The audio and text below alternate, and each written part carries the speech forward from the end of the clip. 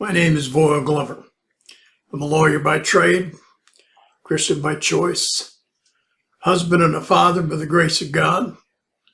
Because frankly, if I were married to me, I probably would have divorced me a long time ago. But thankfully, I married up a better person than I. She managed to train me. I came in with the expectation of creating my version of a wife, and she's managed to train me otherwise. Anyway, I plan to do here what I call vignettes of life, little slices of how I see the world, little slices of insights that I think I have. You'll get a wide array of topics. I'm not a know-it-all. There's people out there who know a whole lot more than I do. In fact, I listen to some of them and shake my head and wonder, how they were able to acquire that much wisdom and knowledge and understanding in a single lifetime. There's some incredible people out there. I don't purport to be one of them. So I just want to share some thoughts. As I said, little vignettes. So I'm supposed to tell you here about clicking the subscribe button, and so you'll know when I've posted a new video and all that stuff. I get so tired of those, click here, click there, okay.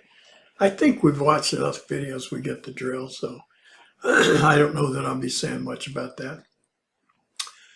So my goal is to do like one of these a week. I'm going to really try. But life has a way of interfering with the best laid plans of mice and men, so good luck, huh? With that out of the way, here's my take on the Russia-Ukraine thing. Actually, it's more focus on Russia. Putin's managed to do something that he probably didn't intend. He's managed to obtain from the world a status that's currently enjoyed by a small handful of countries, the primary one being North Korea. Russia's now seen as a rogue nation, and Vladimir Putin has managed to bring back the infamous Cold War. He's made it clear his willingness to use nuclear weapons, and his ominous threat didn't go unnoticed as he warned the West not to interfere with his invasion of Ukraine. The tensions between Russia and Europe, collectively the West, is only going to get worse. Putin, I think most people realize, if you got two nickels to rub together in your brain, realize that he made a serious tactical error. He obviously didn't have very good advisors. He was surrounded by men who gave him what he wanted to hear. They didn't give him facts and likely scenarios. They gave him pseudo-facts, dreamed up facts, facts that fit what they knew was his mindset. They tickled his ear, gave him what he wanted to hear. And I suspect that if there was anybody there who dared to tell him of the dire consequences of the potential calamity, he probably dismissed them, and I'm sure he demoted them. But what he did by going ahead was he unwittingly united Europe and actually managed to motivate them to bolster, not minimize, not lower, the military presence of NATO and America in Europe. The British, if you watched any of the British goings-on in Parliament, they demonstrated a unity in their actions against Russia that's not been seen in decades, the unity. Opposition parties have joined with the Prime Minister in his opinions and his measures almost wholeheartedly. Russia now has the same status in the eyes of the world leaders, particularly the Western eyes. As the British government put it, I think the scales have fallen. It's an admission from the British government that's echoed by other governments, including, well, I'd like to say including ours, but I don't know. It's hard to say what's in the brain of our government today, if anything. They now realize, though, most governments, they were not firm enough nor aggressive enough with Putin. And he went ahead and did what he thought he was going to do and wanted to do with no opposition.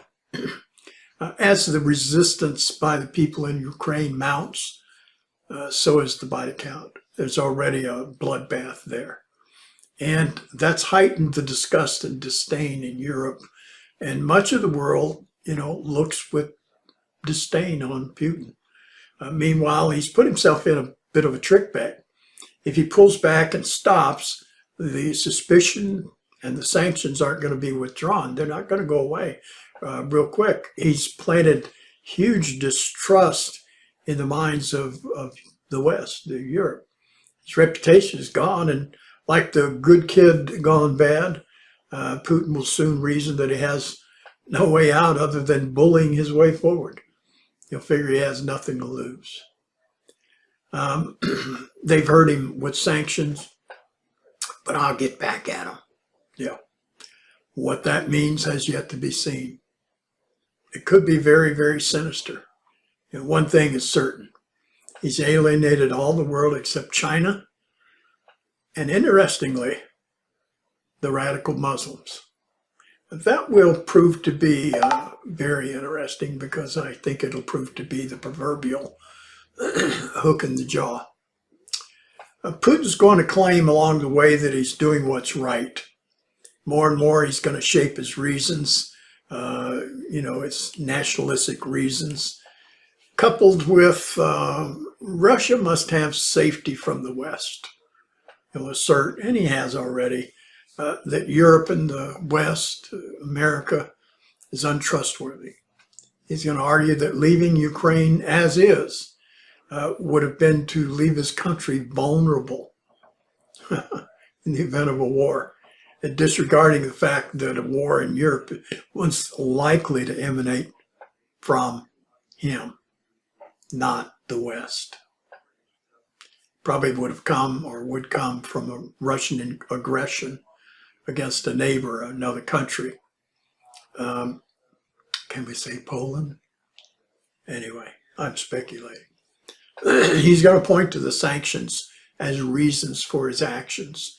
As they suffer internally from the serious financial sanctions, he's going to sell to the Russian people the notion that the evil Europe and America have made them suffer, ignoring that he was to blame by his actions of aggression against Ukraine. People there are going to know what's going on. They already know. They're going to know, but there's not a whole lot they can do about it. What are they going to do? We like to think they'd stand up and demonstrate. Yeah, right into a cell, right into a gulag. They saw how that worked with Stalin. Why do you think Putin made himself basically the dictator of Russia, the lifetime emperor? Things are going to get much worse for Russia. Putin will, he hasn't already realized, eventually realize he's made a very serious strategic error. Russia will, in time, be viewed pretty much like North Korea, but a far more dangerous version, with capabilities far beyond the little dictator's means. Russia, with nothing to lose, will maintain its bully role, but with a difference. It's going to align itself with those nations that condone violence and condone the destruction of one nation. In short, we're going to see a much closer relationship between Russia and the Islamic world powers.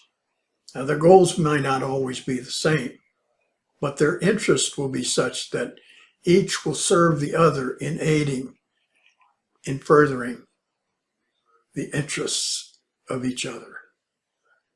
Let's talk about Israel.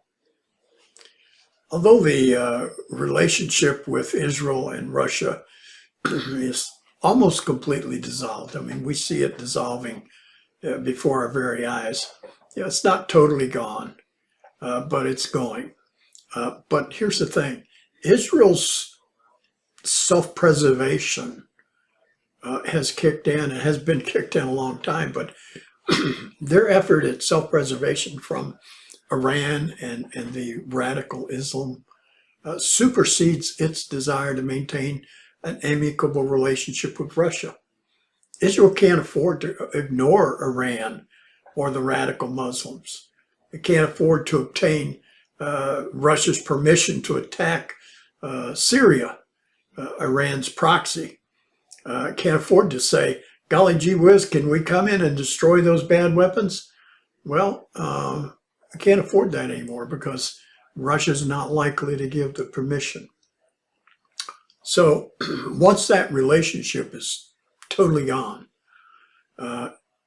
there's nothing to hinder Russia from moving in unison with Israel's enemies, who are now Russia's friends, to destroy Israel.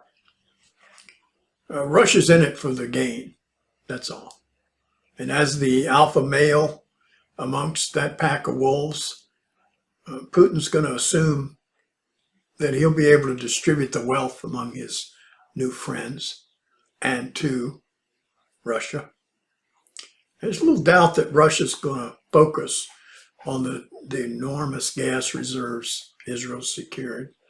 And as Russia continues to lose so much of its oil and gas revenues, the wealth it can secure from Israel will be an even greater magnet. And it is, make no mistake, it is a magnet. Russia's going to reason too that with Israel crippled or eliminated, it'll remove a competitor. Even more, by eliminating Israel, it'll now have leverage over Europe. At some point, Putin's going to reason they will have to buy from Russia. Already, Russia's put Israel on notice about the Golan Heights and about Israeli airstrikes in its new friend's territory, Syria. Think about the Golan Heights. Russia knows that that is a key defensive point for Israel. They have to have that. If they don't have that, and their enemies have that position, it's Katie bar the door. It's all over. Russia knows that. So Russia has parroted what is their new friends have said. Tell them to get off of there. Tell them to get off of there. And Putin, Russia, get off of there. Get off of there. So it's deliberately provoking Israel. And it's deliberately putting Israel on notice. Hey, a new player in the game. But we're going to see that this Russian alignment is really the proverbial hook in the jaw. Read Ezekiel 38 and 39 in that ancient book we call the Bible, the Old Testament. Read it. You'll see some very interesting things there. The hook has been set. Thanks for listening.